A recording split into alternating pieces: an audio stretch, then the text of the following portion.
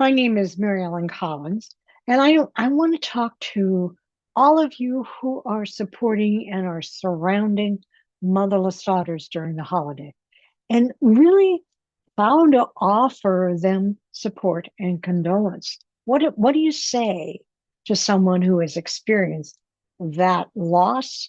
And that loss could be through death, it could be through emotional absence, it could be a woman who's experienced losing a mother through addiction, it could be estrangement, it could be uh, narcissism, it could be all of those kinds of types of loss.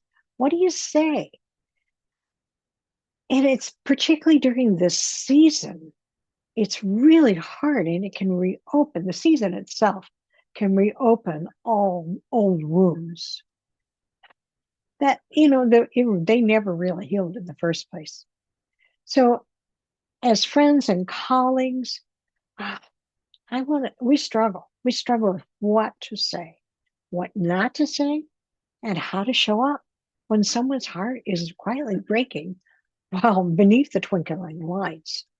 So, this is a guide for you, and I'm going to give you 12 points on how and what you can do when you are surrounded by someone who has experienced such tremendous mother loss for all those different reasons.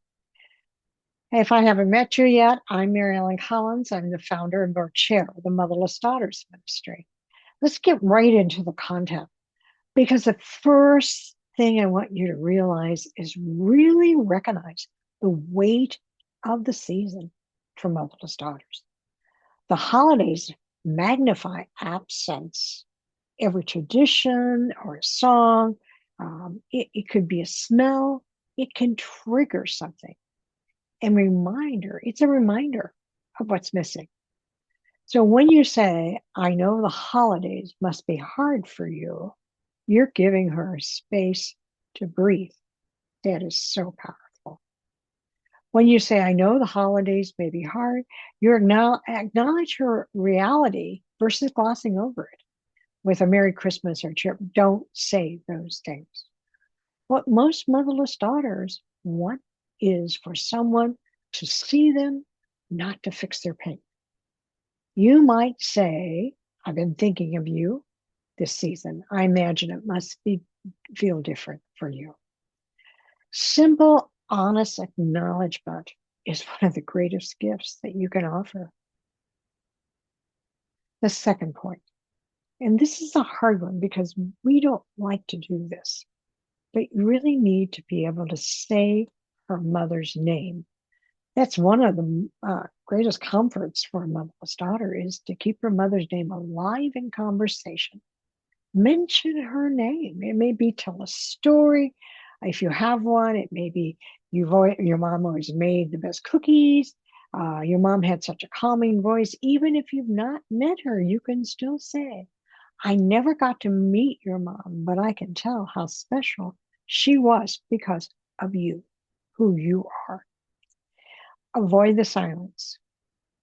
The silence implies that the mother didn't exist. It's been erased. Her existence has been erased. So don't do that. Offer some platitudes. Don't offer platitudes. When someone is grieving, phrases like she's in a better place or everything happens for a reason. You hear those all the time. They minimize rather than meet the pain. The holidays aren't the time for spiritual shortcuts or forced cheer. Instead, offer something more grounded.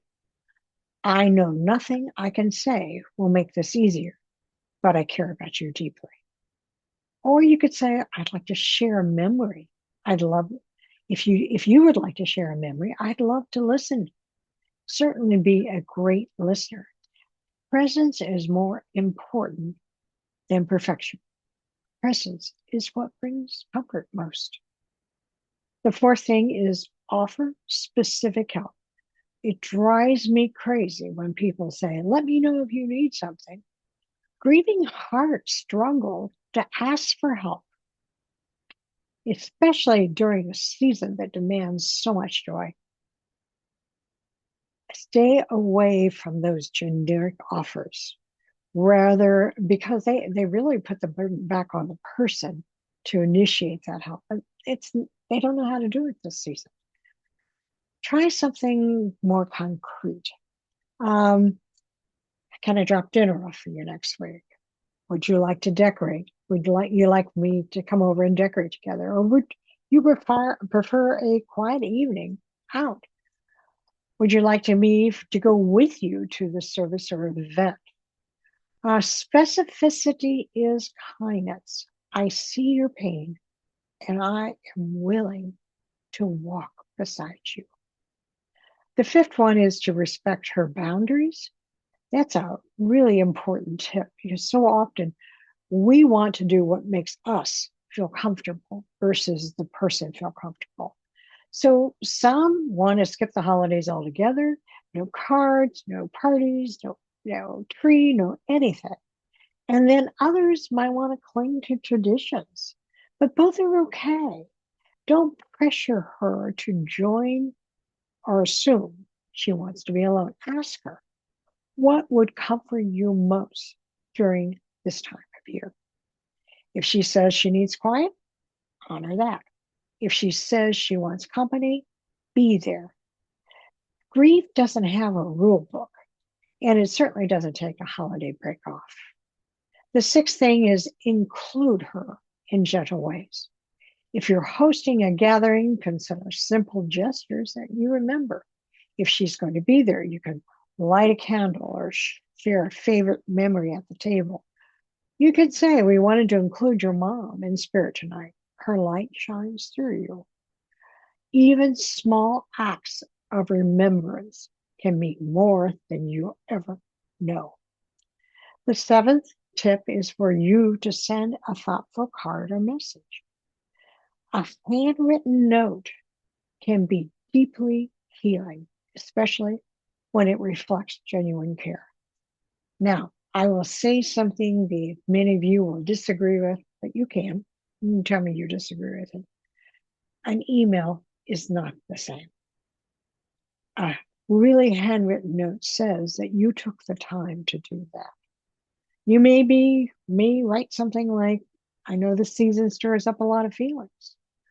I want you to know I'm thinking of you and holding space for you, both for your love and for your loss.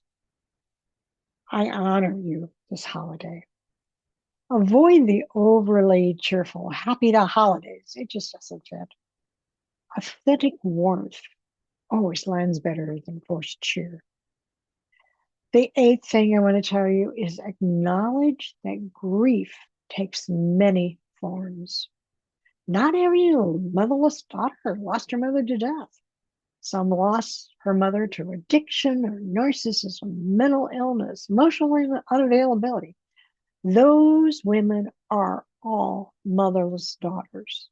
Their losses are equally real and often more complicated because they lack closure. You can say, I know your relationship with your mom was complicated. And I imagine the holidays still bring up a lot. I'm here if you ever want to talk. This acknowledgement alone can help her feel less invisible in a world that only recognizes physical death as real loss. When we say in the Motherless Daughters Ministry, you could have mother loss without mother death, then just, people will always um, it makes people pause and think about that because they have had mother loss. The ninth thing is don't try to handle her feeling, her healing. Grief is not linear, it's cyclic. So it will come and go, and every year it doesn't necessarily get easier every year. It's not like that. Some holidays may hit harder than others. So you have to be patient. It's, instead of assuming she's over it, you might gently ask her, how you feeling this year? That simple question, free of assumptions, opens the door for her to share simple truth. Be the presence that she misses. At the core of what a motherless daughter misses the most is safety, guidance, and unconditional love. Or either her mother gave or she wished she had. When you check in, listen deeply, offer reassurance. Tell her you're proud of her. You're proud. You're loved. You're not alone. They can be the emotional warmth that she needs and she longs for. You don't have to replace her mother. You simply become a presence of love that whispers, you're still cared for. That is so powerful. The 11th thing is you might say and what you may want to hear. And I just want to give you some phrases that could bring comfort that you can use. One is, I can't imagine how you feel, but I'm honored to walk beside you. Think about that. Your mother's love still echoes through your life. You're carrying her legacy beautifully. You don't have to be strong all the time. It's okay to miss her. I see you doing your best, even in your grief. That's brave. And another one is you're allowed to celebrate, cry, or skip the day entirely, whatever you need. And if you're a motherless daughter who's reading this, I think here's what you want to hear the most. You are loved, you are seen, you are enough. And the last tip I want to give you is the gift of remembering. See, ultimately, the best condolences are not about the perfect words. It's about remembering her pain, her courage.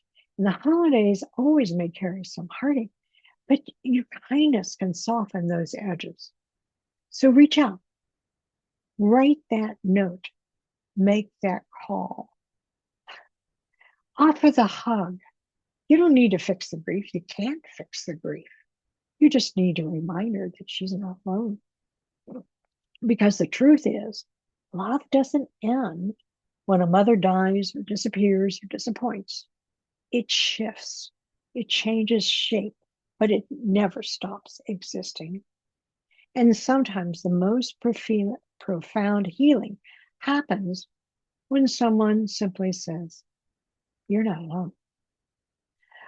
Now, my prayer for you during this holiday season is that we each can find the courage to speak love and honor memory and hold space for those whose hearts are gently grieving.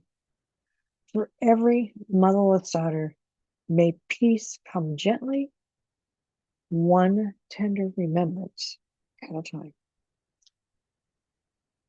Please share this. Share this with anyone you believe needs to hear this, anyone who is surrounding and supporting a motherless daughter, regardless of the kind of mother loss in this holiday season.